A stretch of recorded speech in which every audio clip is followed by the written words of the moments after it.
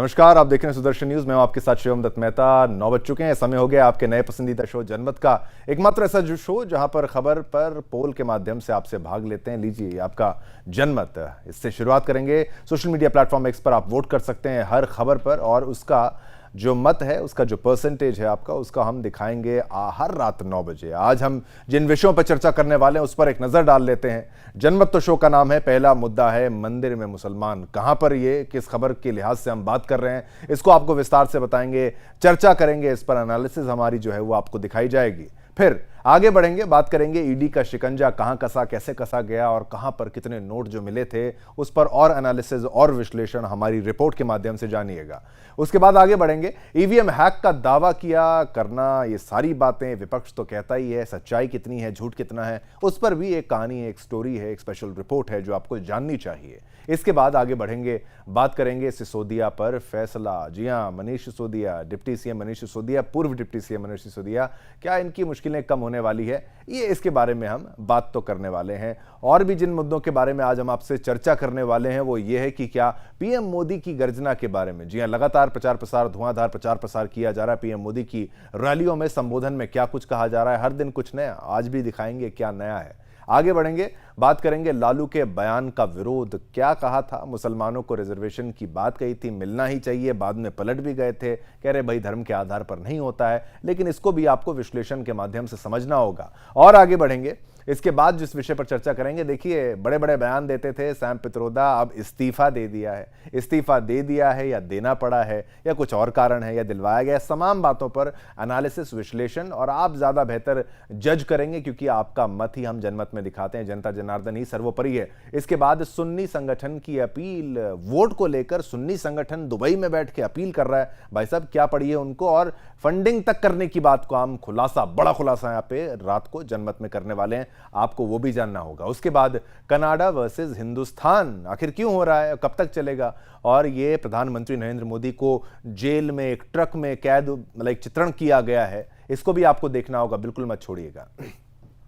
खबरों की शुरुआत तो करते हैं, लेकिन जनमत में पहली खबर थोड़ी अलग है। जनमत में आज खबर की शुरुआत कोर्ट के उस फैसले से करेंगे जो देश भर में एक मिसाल बन गया है। आपको बता दें, उत्तर प्रदेश के बरेली में दुष्कर्म का ऐसा मामला सामने आया है जिसे देखकर अदालत भी हैरान रह गई थी, क्योंकि 2019 में झूठे दुष्कर्म में फंसे एक युवक को बिना किसी कारण और गलती के लगभग 4.5 साल जेल की सजा मिली थी। दरअसल जब लड़की नाबालिग थी तब लड़की ने युवक पर दुष्कर्म का आरोप लगाया था।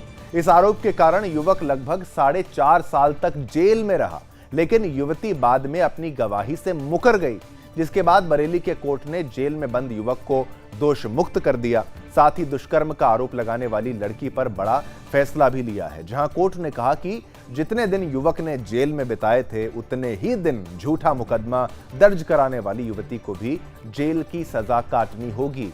साथ ही आपको बताएं 5,88,000 का जुर्माना भी लगाया गया है। कोर्ट ने आदेश दिया कि जितने दिन युवक जेल में रहा उसकी आर्थिक भरपाई भी वो युवती ही करेगी। इसी खबर पर हमारे साथ पुरुष आयोग की अध्यक्ष यानी मेंस राइट्स एक्टिविस्ट बरखा त्रेहान जुड़ी हैं। बरखा, पुरुषों की लड़ाई जो होती है, कहा जाता है कि भाई पुरुषों की लड़ाई लड़ने वाला कोई होता नहीं है और पुरुषों पर अत्याचार होता है। ये बात जब लोग सुनते हैं तो लोग थोड़ा मुकर जाते हैं, थोड़ा हैरान हो जाते हैं कि भाई पुरुषों का भी शोषण हो रहा है। और ऐसे मुद्दों पर हमारे साथ आज चर्चा करने के लिए बरखा त्रेहान वो व्यक्तित्व हैं जो हर बार पुरुषों का मुद्दा उठाती हैं, पुरुषों के लिए आवाज उठाती हैं, पुरुषों के लिए लड़ाई लड़ती हैं। बरखा, आप मेरे साथ कई चर्चाओं में, कई डिबेट्स में तो जुड़ी हैं, लेकिन जनमत में आपका स्वागत है। सुपर प्राइम टाइम ये शो है और इसमें हमने ये पहला मुद्दा पुरुषों का लिया है, जहां पर एक रेप का आरोप था। आरोप जब लगा, उसके बाद जब अंततः वो लड़की मुकर गई अपने बयान से, तो कोर्ट ने ये बोला कि जितनी सजा उस लड़के को मिली है उतनी ही उस लड़की को उतना ही समय जेल में बिताना पड़ेगा। सबसे पहले तो आपकी क्या इस पूरे मामले पर रिएक्शन रहेगी, वो हम जानना चाहते हैं। फिर और प्रश्न जो आपसे पूछने हैं वो पूछे जाएंगे।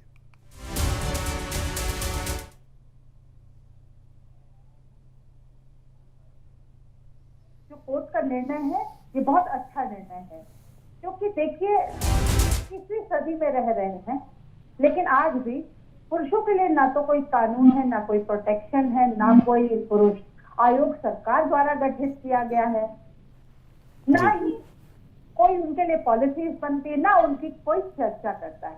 अब आज भी हम इस चर्चा में इसलिए भाग ले रहे हैं क्योंकि कोर्ट का एक डिसीजन आया है जहां पे एक युवती ने फॉल्स रेप केस जो डाला था, जब वो साबित हो गया कि यह फॉल्स है तो उस युवती को सजा मिली है। बहुत बड़ी बात है क्योंकि इस देश में महिलाएं 100 खून भी कर दे तो भी माफ कर देना चाहिए। इस देश में ऐसे पॉलिटिशियन है जो ऐसी बातें करते हैं, तो यहाँ पर ऐसा निर्णय आना बहुत ही सराहनीय निर्णय है।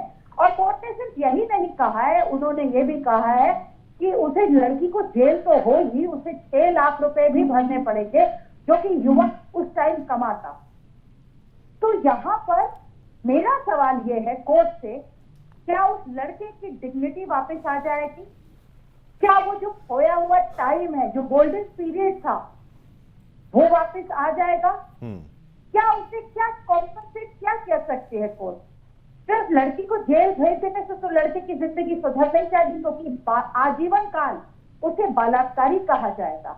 आपको याद होगा शिवम जी, हमने एक बिंदास गोल्ड में एक शो ऐसा ही किया था जहां विष्णु तिवारी ललितपुर यूपी से आए थे और उन्होंने बताई थी अपनी आप बीती। उन्होंने 20 साल जेल काटी थी रेप केस की वजह से। A crime which he never did, एक क्राइम जो उन्होंने कभी नहीं किया था, वो उस लड़की ने फर्जी रेप केस डाला था। जब वो 20 साल बाद जेल से निकले तो उनके परिवार में सब लोग मर चुके थे, उनके यहाँ तक कि वो लड़की जिसने उनके ऊपर, वो महिला जिसने उनके ऊपर रेप केस फाइल किया था, वो भी मर चुकी थी। तो ऐसे अनगिनत लोग हैं, उन्होंने मुझे बताया था।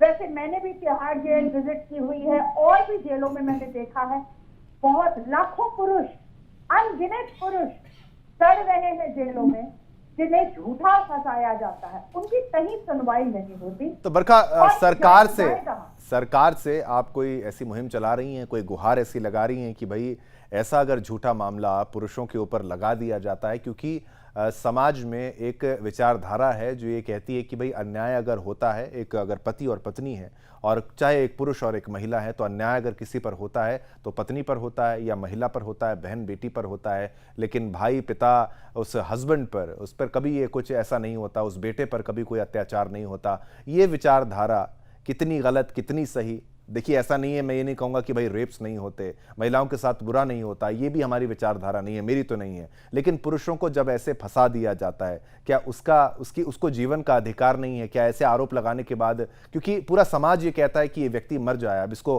फांसी की सजा हो जानी चाहिए, अगर ऐसे झूठे आरोपों में किसी व्यक्ति को फांसी की सजा देने की बात कही जाए, उसकी मृत्यु की जो आकांक्षा लोग करने लगे, तो ये किसी के बेटे की बलि चढ़ाने वाली की बराबरी वाली बात नहीं हो जाएगी बरखा? तो सरकार से क्या मांग और आपकी क्या मुहिम है, उसके बारे में बताइए।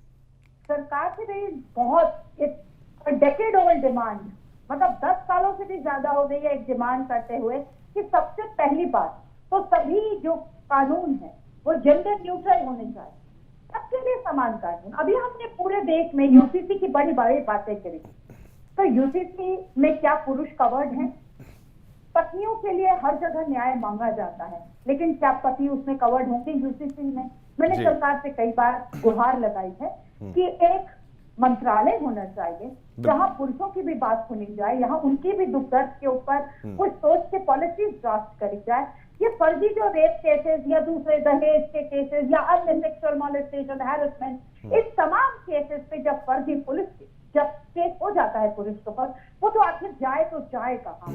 आपने देखा होगा अभी लगातार कई जजमेंट्स आ रही हैं जहां पे पुरुष को बताया जा रहा है कि वो बेकसूर था, उसे फंसाया गया, लेकिन ये धंधा बढ़ता ही जा रहा है क्योंकि हम इसे इतनी तवज्जो नहीं देते, हम इसे इतना सीरियसली नहीं लेते, हमें ये मेल वोट बैंक लगता ही नहीं है। बिल्कुल बरखा, हम सोचते हैं कि पुरुष जीवित है या मरे हुए एक ही समान है।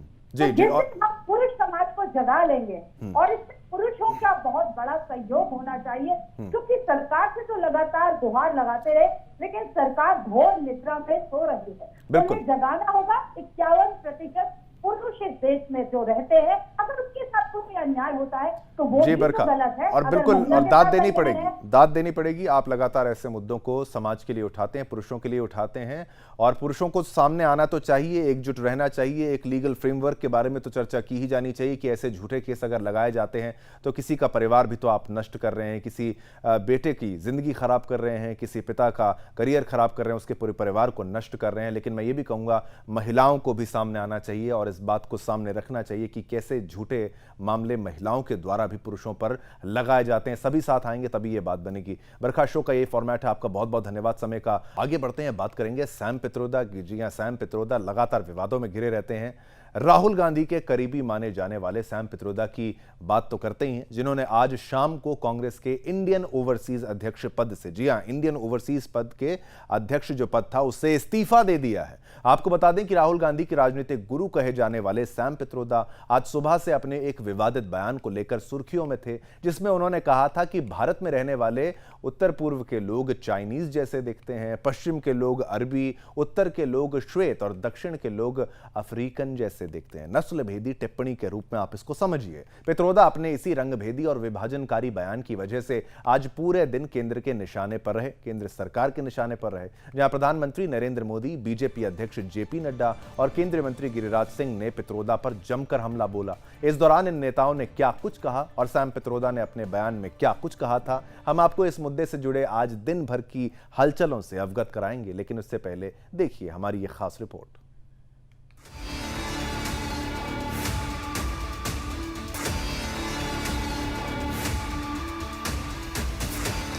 2024 हारी, 2019 गवाई।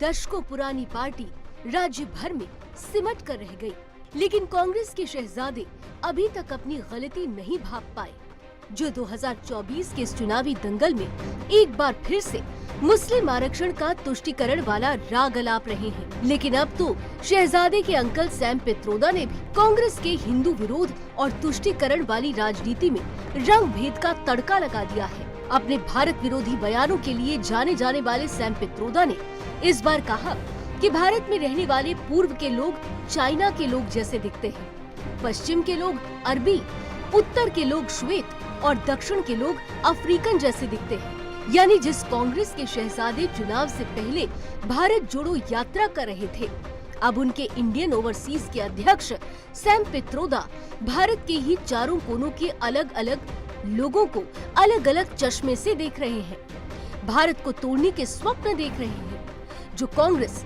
अक्सर अगड़े और पिछड़े की राजनीति के सहारे लोगों से वोट मांगती है, उसी कांग्रेस के राजनीतिक सलाहकार भारत के राज्यों के बीच रंग भेद का जहर बो रहे हैं, जो भारत की अखंडता, एकता और विविधता को दूसरे देशों से जोड़ रहे हैं। उस आर्यन इन्वेजन के एजेंडे को हवा दे रहे हैं, जो अंग्रेजों ने उत्तर भारत और दक्षिण भारत में फूट पैदा करने के लिए चलाई थी। लेकिन सच तो यही है कि भारत एक भौगोलिक रूप से विविध देश है और इसी भौगोलिक विविधता के कारण यहाँ के लोगों के रूप रंग में विविधता है। लेकिन इस विविधता में एकता का रंग है, जिस विविधता को सालों से न तो कांग्रेस भाप पाई और न ही उनके नेता, जो आज क्षण क्षण शून्य हो रही कांग्रेस के पतन की एक बड़ी वजह है। लेकिन 2014 और 2019 के बाद एक बार फिर से कांग्रेस अपनी उसी तुष्टीकरण वाली नाव पर सवार हो रही है, जहां से देखना दिलचस्प होगा कि 2024 के इस चुनावी तूफान में कांग्रेस की नैया पार होती है या नतीजों के बाद एक बार फिर से कांग्रेस अपनी हार का ठीकरा अपनी नीतियों की जगह ईवीएम पर फोड़ती हुई नजर आती है। Bureau report, Sudarshan news.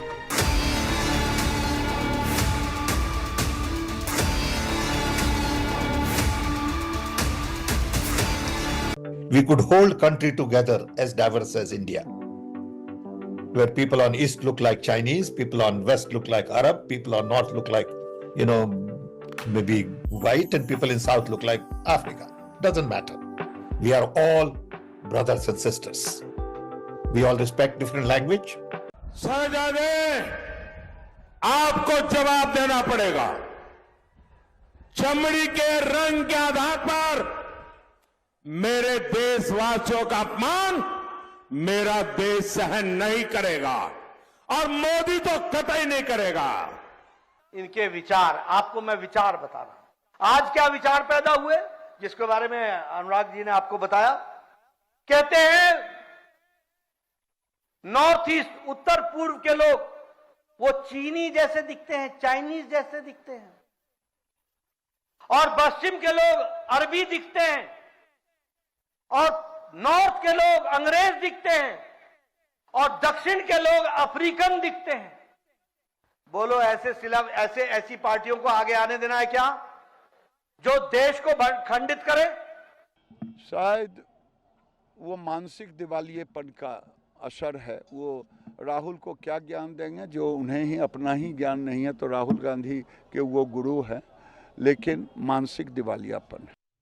चलिए, इस खबर पर हमने पोल के माध्यम से आपसे जो प्रश्न पूछा वो प्रश्न भी आपको दिखा देते हैं। सैम पित्रोदा ने किया है भारत की विविधता का अपमान, ये प्रश्न हमने आपसे पूछा, जिस पर उत्तर था 95%, 95% हाँ, और 5% लोग जो है वो ना। लेकिन बहुमत, प्रचंड बहुमत ये मानता है कि सैम पित्रोदा ने भारत की विविधता का अपमान किया है। तो ये सैम पित्रोदा की खबर पर आपका रिएक्शन है, जहां पर उन्होंने जो नस्ल भेदी टिप्पणी की थी, जो विवादित बयान दिया था, वो उसका करारा जवाब ये हमारी जनता ने, देश की जनता ने जनमत में दिया है।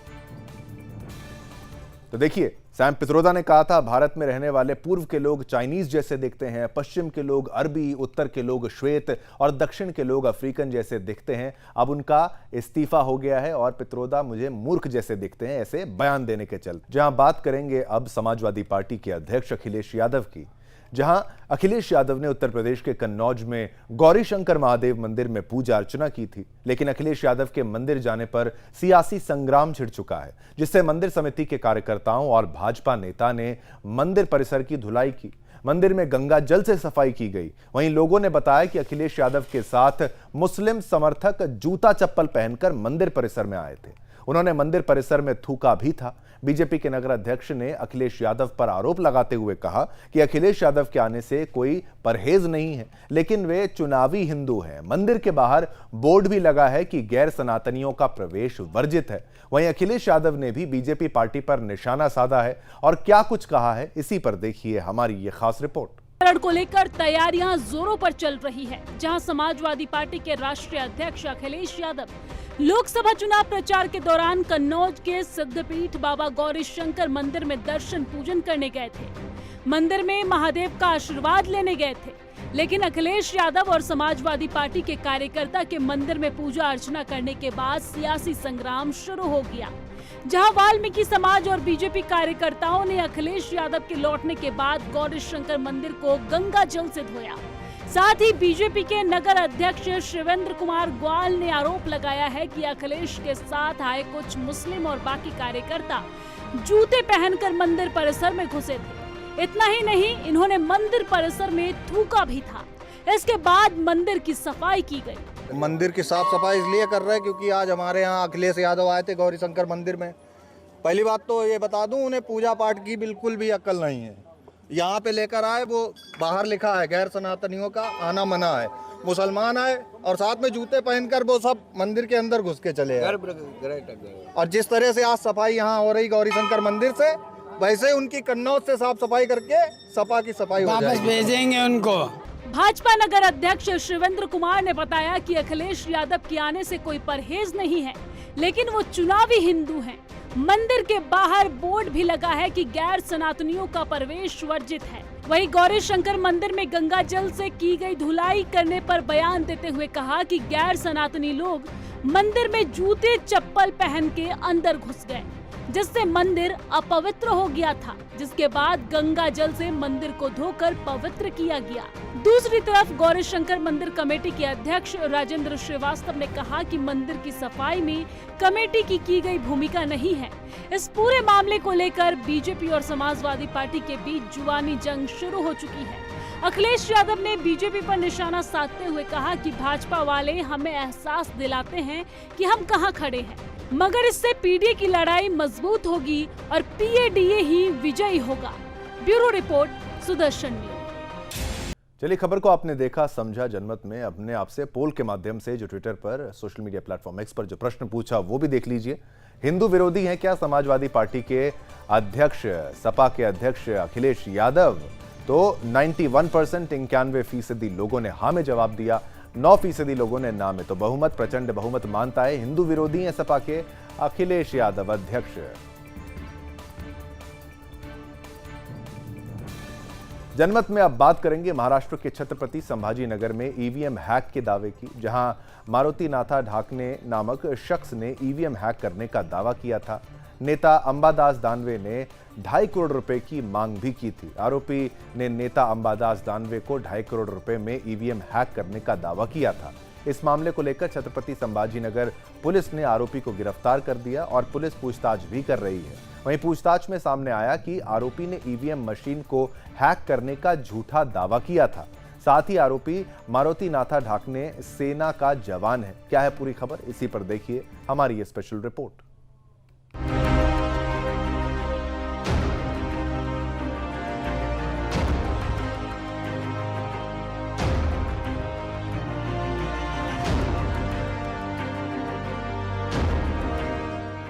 देश भर में कल तीसरे चरण का मतदान हुआ, जहां 12 राज्यों की 93 सीटों पर मतदाताओं ने वोट डाले। इस बीच महाराष्ट्र के छत्रपति संभाजी से ईवीएम हैक करने की बड़ी खबर सामने आई, जहां मारुति नाथा ढाकणे नामक शख्स ने ईवीएम हैक करने का दावा किया था।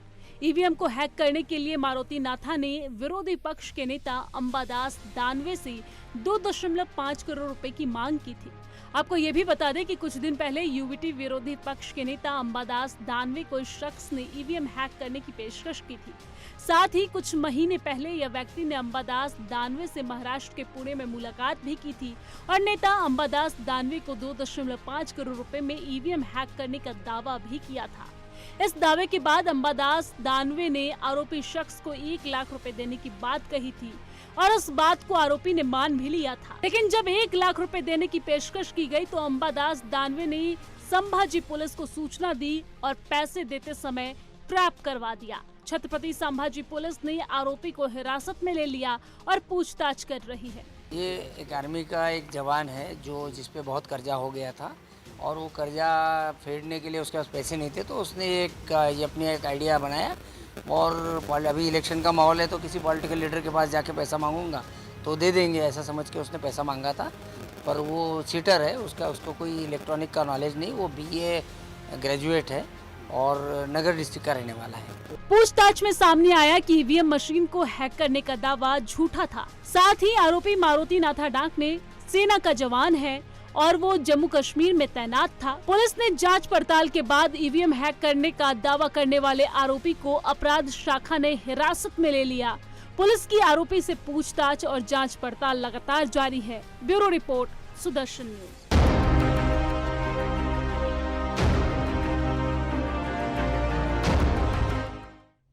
तो कई लोग दावा करते हैं कि भाई ईवीएम हैक हो सकता है, ईवीएम गलत है, झूठा है, लेकिन जब साबित करने की बारी आती है तब कोई कुछ नहीं कर सकता। ये सब कपूर कल्पना है और ऐसा किसी भी जो अफवाहें फैलाई जाती है आपको विश्वास बिल्कुल नहीं करना। अपने मत का जो आपका अधिकार है, जो कि जनमत हमारा शो है, तभी आपसे अपील करते हैं हर बार अपने मताधिकार का प्रयोग करें। जनमत में अब बात करेंगे तिहाड़ जेल में बंद मनीष सिसोदिया की, जहां दिल्ली के शराब घोटाला मामले में तिहाड़ जेल में बंद आम आदमी पार्टी के नेता और पूर्व डिप्टी सीएम मनीष सिसोदिया की जमानत याचिका पर सुनवाई हुई, लेकिन कोर्ट से हर बार की तरह मनीष सिसोदिया को आज भी राहत नहीं मिली है। सिसोदिया को जमानत के लिए अभी और इंतजार करना होगा। बता दें कि ईडी और सीबीआई के वकील ने जस्टिस स्वर्णकांता की बेंच के सामने कहा कि हमें जवाब दाखिल करने के लिए 1 हफ्ते का समय चाहिए। जांच अधिकारी अभी इस केस में दूसरी शिकायत पर काम कर रहे हैं। सिसोदिया के वकील विवेक जैन ने जांच एजेंसियों के द्वारा समय मांगने पर आपत्ति जताई। उन्होंने कहा कि वे 1.5 साल से ज्यादा समय से जांच ही कर रहे हैं। सिसोदिया के वकील ने आगे कहा कि ट्रायल कोर्ट के सामने जमानत याचिका को कई बार स्थगित भी किया गया था।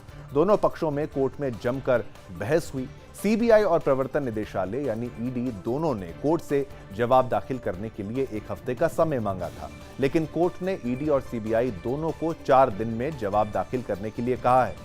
अब अगली सुनवाई 13 मई को होगी। बता दें कि इससे पहले भी हाई कोर्ट ने सीबीआई और ईडी को नोटिस जारी कर जवाब दाखिल करने का निर्देश दिया था। इसी मामले को लेकर आज सुनवाई हुई थी, तो सिसोदिया को नहीं मिली है कोर्ट से राहत और ईडी सीबीआई ने मांगा है 4 दिन का जिनको समय मिला है, क्योंकि कोर्ट ने 4 दिन का समय दिया है। 13 मई को अगली सुनवाई होगी और ट्रायल कोर्ट के आदेश को दिल्ली हाई कोर्ट में चुनौती। अब इसी खबर पर हमने पोल के माध्यम से आपसे जो प्रश्न पूछा था वो भी देख लीजिए। मनीष सिसोदिया को मिलनी चाहिए राहत, ये हमारा प्रश्न था। तो 14% लोग हां कह रहे हैं, लेकिन बहुमत 86%, 86% कह रहे हैं नहीं मिलनी चाहिए राहत। तो जनता, जनमत की जो देखने वाली जनता है खासतौर पर, वो नहीं चाहती मनीष सिसोदिया को राहत मिले और गुनहगार एक तरीके से मान रही है। आप ही का मत हर रोज जनमत में आपको हम दिखा रहे हैं। रोजाना आपको अनुरोध करेंगे कि आप भाग लीजिए, जनमत के कार्यक्रम में आइए। सोशल मीडिया प्लेटफॉर्म X पर जाइए, #JANMAT यानी जनमत टाइप करेंगे, सीधा हमारे पोल पर आएंगे और हर पोल पर भाग लीजिए और हमारे इस कार्यक्रम जनमत में आपका उत्तर हम दिखाएंगे।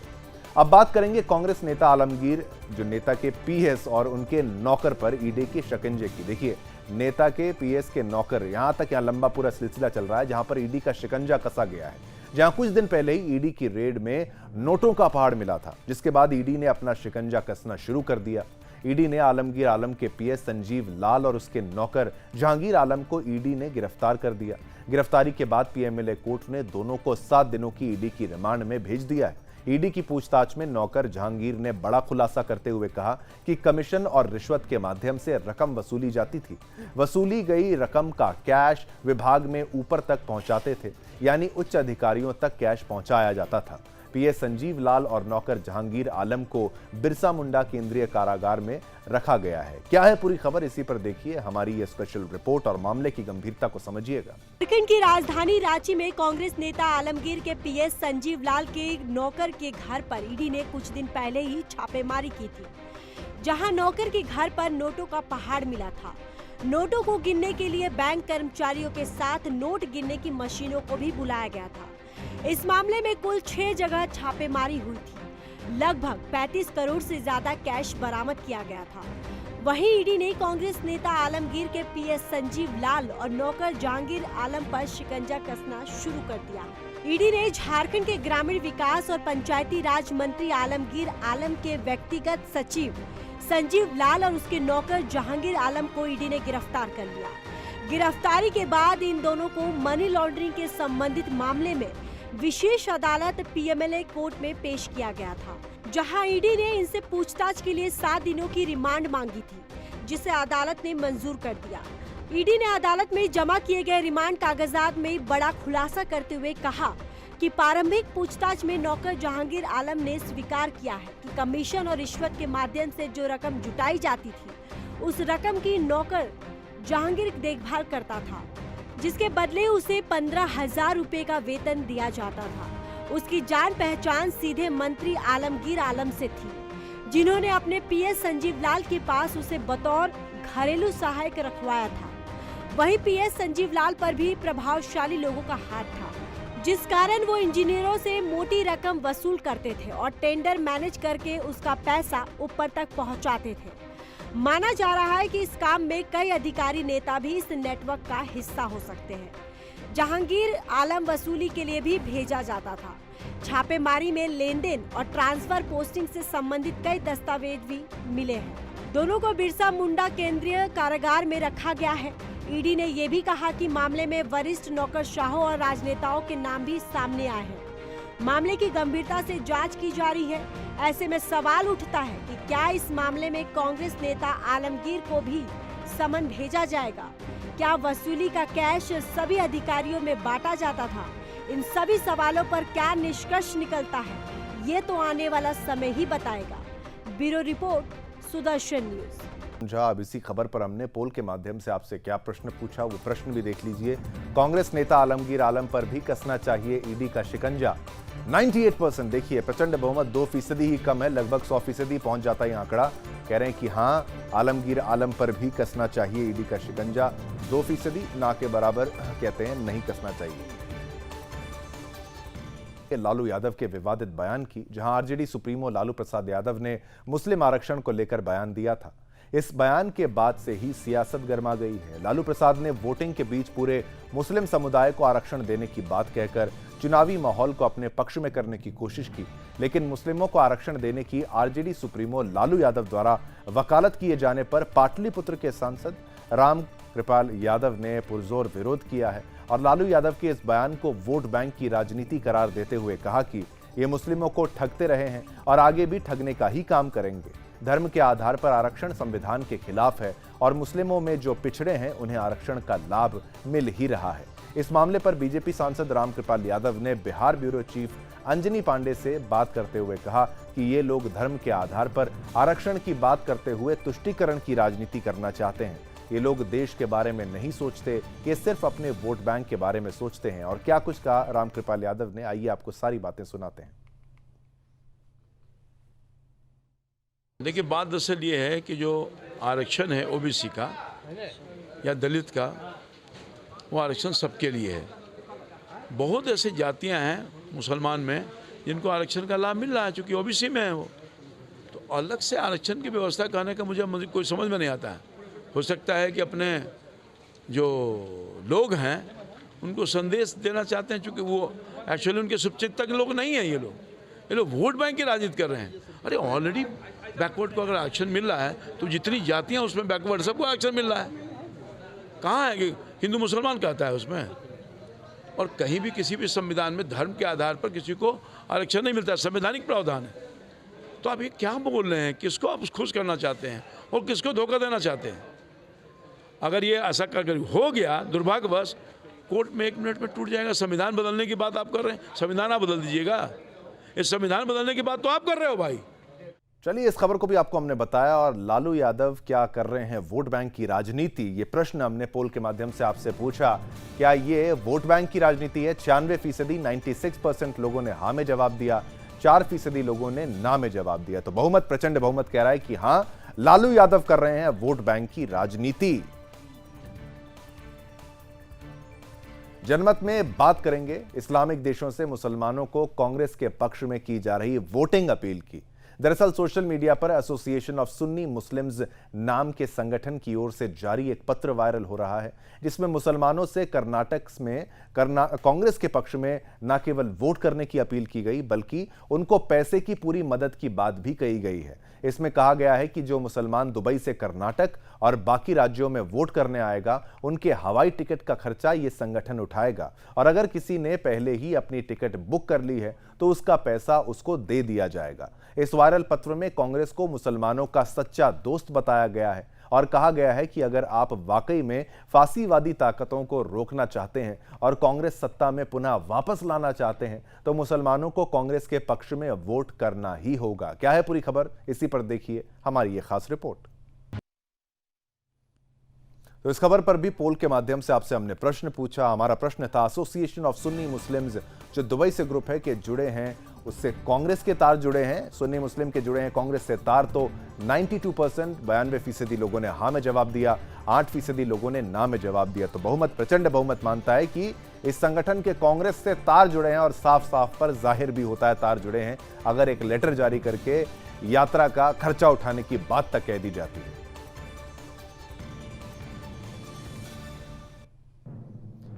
आगे बढ़ते हैं, जनमत में बात करेंगे कनाडा में बढ़ते खालिस्तानी आतंकियों की, जहां कनाडा के टोरंटो में खालिस्तान समर्थकों ने नगर कीर्तन के दौरान झांकी निकाली थी। इस झांकी में प्रधानमंत्री नरेंद्र मोदी को जंजीरों से कैद दिखाया गया था। ये झांकी ठीक उसी तरह से थी जैसे पूर्व पीएम इंदिरा गांधी की हत्या को दिखाने वाली झांकी निकाली गई थी। वहीं खालिस्तानी तत्वों के नगर कीर्तन के दौरान इस झांकी पर भारत सरकार ने तीखी प्रतिक्रिया दी है। भारत सरकार ने खालिस्तान समर्थक परेड में हिंसा का जश्न मनाने के लिए कनाडा की आलोचना की है। भारत सरकार के विदेश मंत्रालय के प्रवक्ता रणधीर जायसवाल ने कहा कि हिंसा का जश्न मनाना और उसका महिमा मंडन करना किसी भी सभ्य समाज का हिस्सा नहीं होना चाहिए। लोकतांत्रिक देश जो कानून के शासन का सम्मान करते हैं, उन्हें अभिव्यक्ति की स्वतंत्रता के नाम पर ऐसा नहीं करना चाहिए।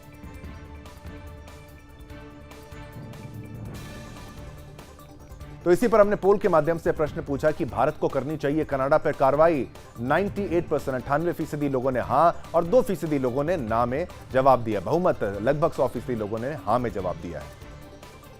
जनमत में बात करेंगे पश्चिम बंगाल के उलूबेरिया क्षेत्र की, जहां 2019 के लोकसभा चुनाव में इस सीट से तृणमूल के सजदा अहमद ने जीत दर्ज की थी। इस बार उलूबेरिया से बीजेपी ने अरुण पाल चौधरी को उम्मीदवार बनाया है। बीते दिनों अरुण पाल चौधरी प्रचार के लिए गए थे, जहां रिक्शा पलट जाने से उन्हें काफी चोट लगी है। जानकारी के मुताबिक सामने से आ रही 2 बाइक ने टारगेट करके उम्मीदवार को धक्का मार दिया, जिससे उनको काफी चोट आई है और उनका इलाज अस्पताल में जारी है। इसी पर हमारी ब्यूरो चीफ संगीता झा, जो कि बंगाल में है, उन्होंने अरुण पाल चौधरी से खास बातचीत की और क्या कुछ कहा, आइए आपको सारी बातें सुनाते हैं।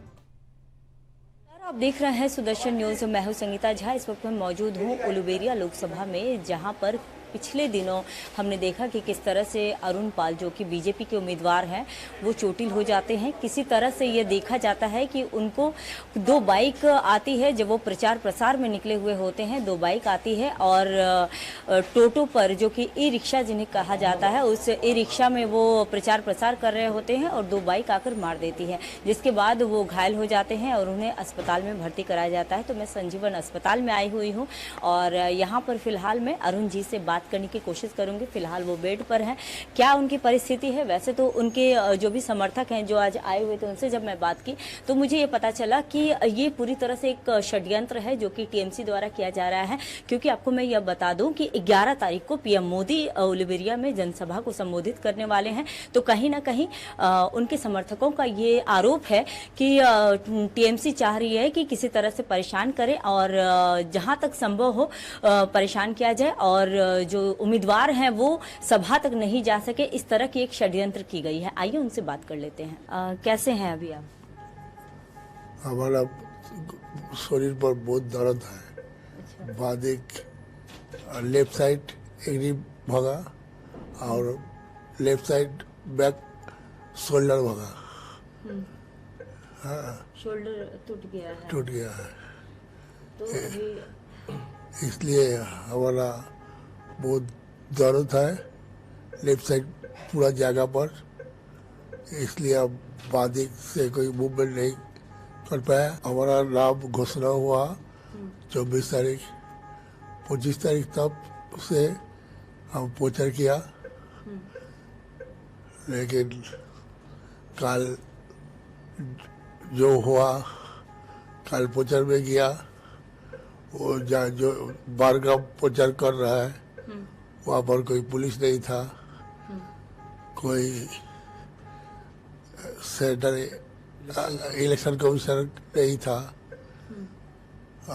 2 आदमी बाइक से आ रहा है तेज से, वो हमारा जो टोटो वाला है वो घबरा गया। हम एकदम माइक्रो एरिया में हम प्रचार किया, गोटा जिला में, गोटा लोकसभा केंद्र में।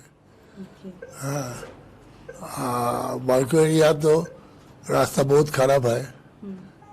ईट प्रधानमंत्री मतलब ये कह सकते हैं ग्रामीण जगह देखकर, जहां पर किसी प्रकार की कोई ना सीसीटीवी फुटेज मिलेगा ना कुछ मिलेगा, ऐसा एक जगह देखकर एक टारगेट किया गया है। यही हो सकता है। हो सकता है ऐसा। यही हो सकता है। और पीएम मोदी जी आ रहे हैं 11 तारीख को, आपके लिए जनसभा को संबोधित करेंगे। तो 11 तारीख नहीं, वो 12 तारीख आएंगे। हाँ, 11 तारीख सागरल में 11 तारीख यहाँ पहुँचेंगे, फिर 12 तारीख को जी। तो यहाँ पर जब सभा को संबोधित करेंगे तो फिर आप कितना मतलब आशावादी हैं कि आप पहुँच पाएंगे? हम तो जरूर कोशिश करेंगे जी जाने के लिए जी। हाँ, अब तो डॉक्टर को बोला जब हमको छोड़ दो प्रचार करने के लिए, तो बोला अभी होगा नहीं, जैसे रिप भगा इसलिए होगा नहीं। तो हम कोशिश करेंगे जाने के लिए। उलुबेरिया की लोकसभा की जनता को आप क्या कहेंगे? तो इसी के साथ आज के शो यानी जनमत में बस इतना ही। मुझे यानी शिवम दत्त मेहता और पूरी टीम को आज्ञा दीजिए। हम सभी की तरफ से आप सभी को जय हिंद, जय भारत, जय हिंदुस्तान।